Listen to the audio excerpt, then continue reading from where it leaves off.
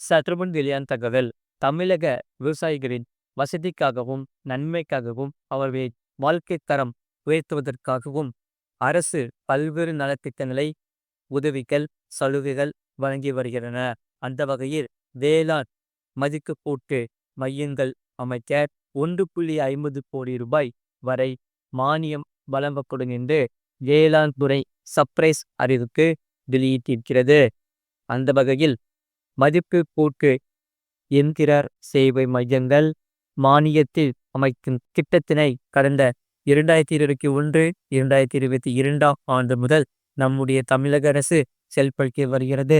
அந்த வகையில் விவசாயிகள் விளை பொருட்களை தங்கள் பகுதிகளுக்கே மதிப்பு கூட்டி அதிக விலைக்கு விற்று லாபம் கேட்கிற மதிப்பு கூட்டும் இயந்திர சேவை மையங்கள் விவசாய குழுக்கள் அல்லது உழவர் உற்பத்தியாளர் அமைப்புகள் மூலம் அமைக்கப்படுகிறது.